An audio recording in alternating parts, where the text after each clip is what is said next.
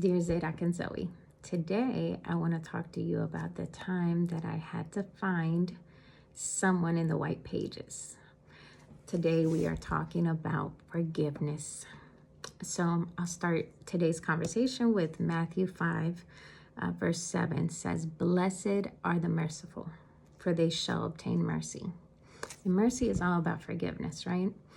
So in the last few videos, we've been talking about forgiveness, actually prayer, and how forgiveness is a large part of prayer, because if you don't forgive others, God said he won't forgive you.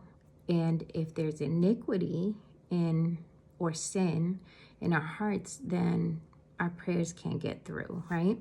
So that's not to say forgiving is going to be easy. Well, let's get into it. Let's get into the story. So when I was young, I did meet my dad. I lived with my dad up to the age of 3. I was then sent to live with my grandmother, and there was a period where my dad would pick us up during the weekends. So I would see my dad up until the age of 8. And when I turned 8, my dad lost all communication with us, with me. There was no communication. I didn't hear from my dad in writing, no letters, no phone calls, nothing whatsoever. So it seemed like he just disappeared, right? Fell off the face of the earth. And one time when I was 14, I was acting up, and my mother called him and said, "Hey, this is what's going on. She's not acting right." And I got on the phone with him, and I said, I can't listen to anything that comes from you because you haven't been in my life. You haven't been a dad. And I said it in a very mean way because I felt it. I felt justified in the fact that he hadn't been a dad. So how dare he come and try to tell me now that I should be behaving, right? So fast forward a few years, Jesus came into my heart. He saved me. He filled me with his Holy Ghost. And time passed. I was in my early 20s, and I hadn't had any communication with my dad for years, again. So since 8, then I spoke with him one time when I was 14. And then, I was in my 20s, and I started getting this longing for, I would say, for forgiveness, just trying to make things right and healing in certain areas of my life. So I wanted to get his information, and nobody seemed to have any current contact information for my dad. So without being able to reach this man, I go on a missionary trip to El Salvador, and they throw a book, a white pages book, in front of this house. And so I start looking for my dad's name, his first and last name in the book, in the last city where he lived. And I'm looking through the white pages and calling every single name in that book to find out if they're my dad. So very awkward conversations. I wouldn't recommend doing this. But it did feel like out of a movie. Like I would call and say, "Hey, I'm looking for such and such. I'm his daughter." And, I got crazy responses. One guy who told me he was my dad, he wasn't.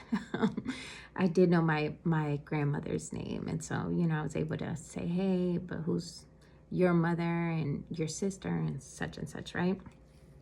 Finally, I reach my cousin, who apparently doesn't even know I exist. And so that in itself should tell you there was definitely a lot of hurt. And even in calling, it wasn't like a magical wand was, taken, and all of a sudden, like, things were fine and okay.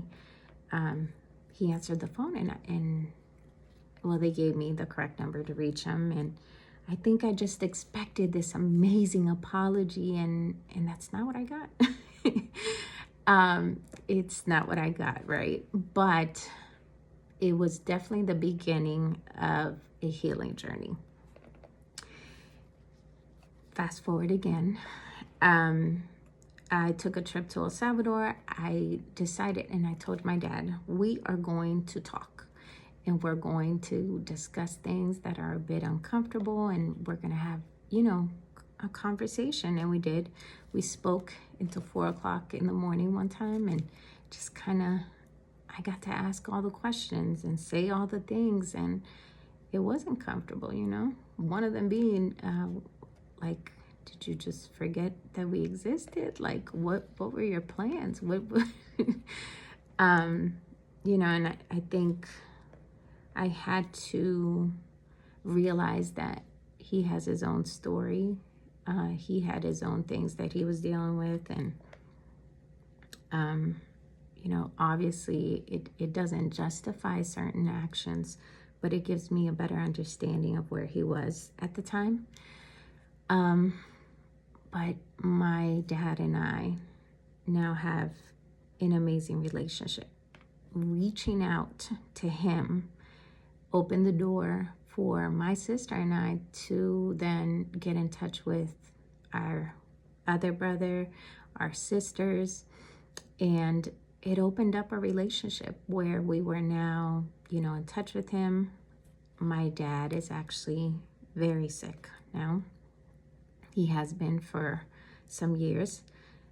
He has kidney failure, and we don't know how long he'll be with us, but I find that man super hilarious, and anytime I want to laugh, I just give him a call. And so I just think about how much I would have missed out on had I never made that call. I'm not saying this is everybody's journey, and that healing is going to come for everyone by reaching out.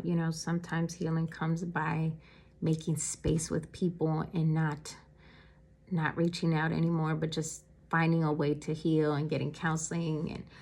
But for me, healing came that way. Reaching out and having the hard conversations with my dad, and being able to ask questions, and the thing is, in all that, I consider my dad now one of my best friends, and I do feel that God opened that door for a reason, especially under the circumstances. If my dad, or when my dad is no longer with us, I will have no regrets, because I know that I reached out, we made things right, and now we have an amazing relationship. And through a lot of his sickness now, we've been able to be there, and it's a good feeling. It's a good feeling to know that we've mended things, we've made things right. And that doesn't mean that I always heard, the answers that I wanted to hear. So I say all that to say, being merciful pays off, and mercy, like I said, doesn't always come in this specific package. Being merciful could just be the fact that you let the person go, and again, it does not justify what they did. Every story of giving mercy or having to forgive isn't something like, oh, this person forgot about me, A lot of the stories could be something very hurtful, and could be done by people that are just evil, or people that will never apologize. And I think that's when we have to seek God, seek God and ask him to help us to forgive. Because forgiveness doesn't always come easy. And sometimes, the memories of the pain can keep that from, or keep us from wanting to forgive. But it is definitely something that we have to seek. We have to seek forgiveness for our sake, and for the sake of making it into heaven and pleasing God. So, and for our mental health, I think this is something I said in one of the other videos, is how Jesus said, for your own sake, that the person that gives out mercy does good to their own soul. And I think this story backs that up. I love my dad, and we have an amazing relationship. And, I believe that this is a testament to that verse. It did my soul good. It did my soul good in so many ways, to open up my relationship with my father again, to create a new friend in him. And, I hope this blesses you. I don't know what you will encounter in your future, Zoe and Zadok. But just know that when you got a chance to play with your grandfather for Christmas, and give him fake coffee from your little kitchen, it was all because there was a door opened, a door of mercy. And sometimes those doors of mercy can open generations of love. So just keep that in mind.